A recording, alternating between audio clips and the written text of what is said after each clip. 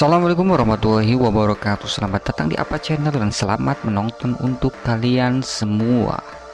Night in Paradise dirilis tahun 2020 silam. Film ini bergenre action kriminal. Film yang dibintangi oleh aktor dan aktris ternama Korea seperti Tae-go yang berperan sebagai Park Tae-go, seorang gangster muda yang namanya tersohor di antara para gangster yang lain. Ada juga Jun Yoo Bin yang berperan sebagai Jaeyeon, gadis muda cantik yang selalu kesepian di dalam hidupnya. Ada juga Chae Song Won berperan sebagai Ma Sang-gil, seorang gangster yang sangat berpengaruh di Korea. Ada juga sederet nama keren mengisi film ini seperti Jang Yo Nam, Park Ho San, dan juga Lee Ki Yong. Film drama kejahatan ini pun mendapat rating 6,8 di IMDb. Penasaran dengan aksi para gangster di film ini? Tapi sebelumnya untuk kalian semua jangan lupa untuk subscribe, like, komen, dan share agar channel ini tetap berkembang dan bisa memberikan review film Korea yang lainnya. Mari kita intro dulu.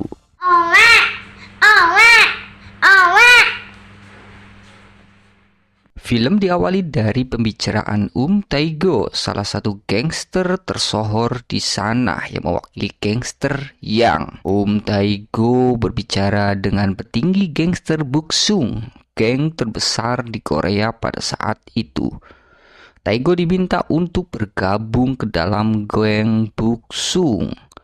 Pembicaraan itu pun berakhir ketika Tae-go menolak ajakan itu. Setelah menemui gangster Buksung, Tae-go bergegas menjemput kakak dan keponakannya di salah satu rumah sakit di sana. Tae-go berpikir untuk pensiun dari dunia gangster dan memilih merawat kakak satu-satunya yang sedang sakit. Dari penjemputan itu, kakak dan keponakannya memilih menaiki mobil Tae-go. Sedangkan Tae-go menemui dokter yang merawat kakaknya. Dari keterangan dokter, kakak Tae-go ternyata sudah menderita kanker yang bersarang di otaknya. Dari rumah sakit itu pula setelah menemui dokter yang merawat kakaknya, Tae-go mendapat kabar buruk. Mobil yang dikendarai oleh kakak dan keponakannya meledak dalam perjalanan pulang. Ternyata mobil Tae-go sudah dipasang bom oleh seseorang. Dari insiden itu, kakak dan keponakannya itu meninggal.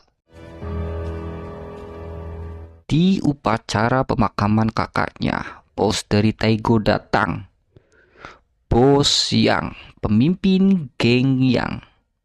Di sana Tae-go meminta izin pada bos Yang untuk membunuh Tuan Do, bos dari geng Buksung. Tae-go mengira Tuan Do lah dalang di balik meninggalnya kakak dan keponakan Tae-go. Tae-go berpikir ini semua terjadi karena dia menolak bergabung dengan geng Buksung. Setelah pemakaman dan mendapatkan izin dari bos Yang, Tae-go bergegas mengatur pertemuan dengan Tuan Do di sebuah sauna. Di sana Tae-go menikam Tuan Do dan anak buahnya hingga sekarat. Setelah membereskan Tuan Do, Tae-go diantar bos Yang ke bandara. Di sana Tae-go diminta bos Yang untuk mengasingkan diri ke Pulau Jeju. Di Pulau Jeju itu, Tae-go diminta untuk menunggu kabar selanjutnya dari bos Yang. Tae-go pun mengikuti semua perkataan dari bosnya itu. Setelah sampai di Pulau Jeju, di luar bandara, Tae-go dijemput oleh Jaeyeon, keponakan dari Kuto, kenalan dari bos Yang. Di Pulau Jeju itu, Tae-go akan tinggal di rumah Kuto selama 1 minggu sebelum berangkat ke Rusia. Di sisi lain, bos Yang berusaha untuk menghancurkan geng Buksung. Namun usahanya itu tidak berhasil. Dan malah membuat Ma, orang kepercayaan dari Tuan Do, marah besar. Ma memberikan ancaman pada bos Yang membuatnya ketar-ketir ketakutan. Kembali ke Taigo yang dalam pengasingan di Pulau Jeju. Di sana Taigo disambut baik oleh Kuto. Di Pulau Jeju, Kuto yang mantan gangster Rusia menjalankan bisnis penjualan senjata ilegal dari Rusia. Dari sanalah kemahiran Jayon, keponakan dari Kuto, dalam menggunakan berbagai senjata. Hingga di suatu pagi, Taigo yang terbangun dari tidurnya karena mendengar tembakan. Tembakan itu ternyata berasal dari luar. Di sana Taigo terkaget melihat kemahiran Jayon menggunakan senjata. Hari demi hari Taigo lalui hidup di Pulau Jeju bersama Jayon dan Tuan Kuto. Keakraban pun mulai terjalin di antara Taigo dan Jayon. Kita kembali ke Bos yang menerima ancaman dari Ma. Bos Yang pun akhirnya meminta bantuan pada Tuan Pak, senior kepolisian. Tuan Pak ini biasa menjadi penengah untuk penyelesaian kisru antar gangster di sana. Tuan Pak pun mengatur pertemuan antara Bos Yang dan Ma. Dalam pertemuan itu, Ma cukup marah pada Bos Yang. Ma ingin nyawa Bos Yang dan Taigo. Namun Tuan Park sebagai penengah memberikan saran agar Ma cukup membalas pada Taigo saja, karena Taigo lah yang berusaha untuk membunuh Tuan Do, bos dari Ma, pemimpin geng Buksung. Saran itu pun disetujui oleh Ma dan Bos Yang. Setelah pertemuan itu selesai, Ma dan Bos Yang pun mengatur rencana untuk menangkap Taigo dan membunuhnya. Di Pulau Jeju, Tuan Kuto bertransaksi senjata seperti biasanya. Namun pengkhianatan dilakukan salah satu pelanggannya dari geng Busan. Mereka berniat mengambil alih bisnis jual beli senjata ilegal milik Tuan Kuto. Baku tembak pun tak terelakkan hingga pada akhirnya Tuan Kuto tergeletak tak berdaya penuh dengan luka tembak. Tak berselang lama, Taigo dan Jayon yang baru saja datang terkaget dengan kehadiran gangster dari Rusia. Suara tembakan pun terdengar dari dalam gudang. Jayon yang mengkhawatirkan pamannya bergegas lari ke dalam gudang. Di sana Jayon menangis sejadi-jadinya melihat kondisi Tuan Kuto yang sekarat penuh dengan luka tembak. Dan di luar dugaan Taigo dan geng Busan, Jayon mengambil pistol yang dipegang Tuan Kuto dan menembakkannya ke anggota geng Busan hingga mereka kocar-kacir kabur untuk mengamankan diri. Di sana Taigo langsung menghentikan Jayon dan menyuruhnya sadar bahwa Tuan Kuto sudah meninggal dunia. Taigo pun sampai memaksa Jayon untuk segera meninggalkan tempat itu karena berbahaya. Dari tempat Tuan Kuto, Taigo dan Jayon sementara mengungsi ke rumah teman baik Tuan Kuto. Di sana mereka berdua sementara tinggal. Keakraban dan kedekatan pun mulai terlihat antara Jayon dan Taigo. Kembali ke rencana jahat Ma dan Bos Yang untuk membunuh Taigo. Untuk memuluskan rencana itu, satu persatu orang-orang kepercayaan Taigo diincar dan dibunuh. Dari rumah sahabat Tuan Kuto, Taigo mendapat panggilan telepon dari Bos Yang. Taigo diminta bersiap-siap untuk menjemput Bos Yang dan pergi mengasingkan diri ke Rusia bersama-sama. Jayon yang mendengar itu meminta Taigo agar tidak pergi. Jayon curiga karena anak buah atau orang kepercayaan Taigo tak satu pun yang bisa dihubungi. Taigo tak menghindarkan itu. Taigo yang masih percaya pada Bos Yang tetap pergi ke bandara. Setelah sampai ke bandara, Taigo mulai curiga karena ada banyak gangster yang standby di luar bandara. Hingga pada akhirnya, Taigo menerima panggilan dari Jinsuk, orang kepercayaannya. Jinsuk selamat atas upaya pembunuhan yang dilakukan oleh Bos Yang. Di saluran telepon itu, Jinsuk memberitahu Taigo bahwa Bos Yang telah mengkhianatinya dan menjual dirinya pada Ma. Mendengar itu, Taigo terkaget Dan tak lama Taigo pun melihat Boxiang yang sedang bersama Ma. Taigo pun mencoba kabur dari dalam bandara.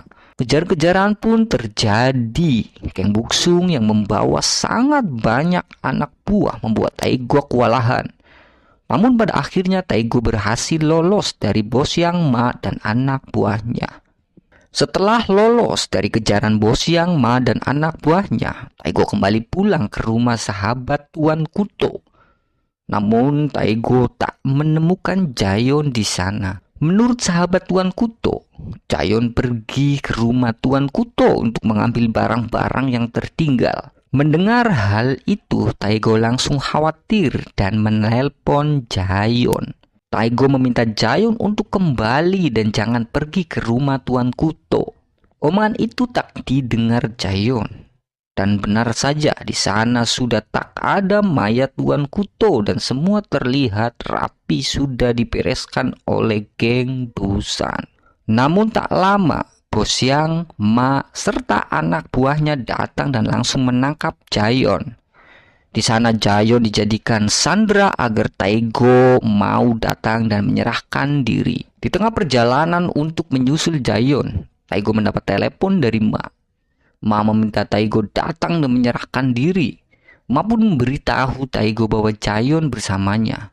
Mendengar hal itu, Taigo langsung tancap gas menuju rumah Tuan Kuto. Sesampainya di sana, Taigo pasrah memberikan nyawanya pada Ma asalkan Jayon dibebaskan. Taigo pun menjadi bulan-bulanan anak buah Ma.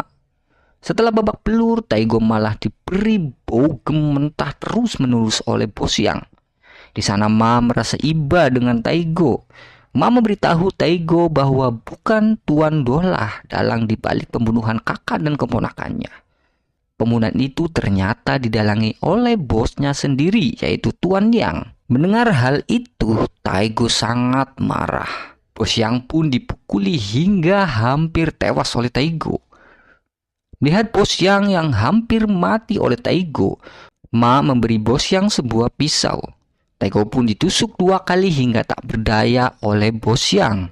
Hingga pada akhirnya Taigo sekarat dan mati dieksekusi Ma di depan Jayon. Untuk kedua kalinya, Jayon kehilangan orang yang disayanginya. Setelah Tuan Kuto mati tewas di depan dirinya, sekarang giliran Taigo pun sama mati di depan dirinya. Ma pun memenuhi janjinya pada Taigo untuk membebaskan Jayon. Setelah selesai dengan urusan Taigo, Boxiang, Ma, dan anak buahnya memilih merayakannya di sebuah kedai. Jayon yang masih tak terima dengan kematian Tuan Kuto dan Taigo memilih untuk merencanakan balas dendam pada Boxiang, Ma, dan anak buahnya serta geng Busan. Siang itu Jayon mempersiapkan beberapa senjata yang masih ada milik Tuan Kuto. Jayon pun menuju kedai di mana Boxiang, Ma, dan anak buahnya serta geng Busan berkumpul untuk makan-makan. Jayon dengan keahlian menggunakan pistol membunuh satu persatu semua yang ada di sana hingga tak tersisa. Boxiang, Ma, dan anak buahnya serta geng Busan semuanya mati di tangan Jayon. Setelah menyelesaikan misi balas dendamnya, Jayon memilih pergi dan mengakhiri hidupnya untuk selama-lamanya. Cerita tentang Taigo dan Jayon di film Night in Paradise pun berakhir. Tetap sehat untuk kalian semua. Jangan lupa untuk subscribe, like, komen, dan share. Sampai jumpa di alur cerita film Korea berikutnya. Wassalamualaikum warahmatullahi wabarakatuh. Oe, oe, oe, oe, oe.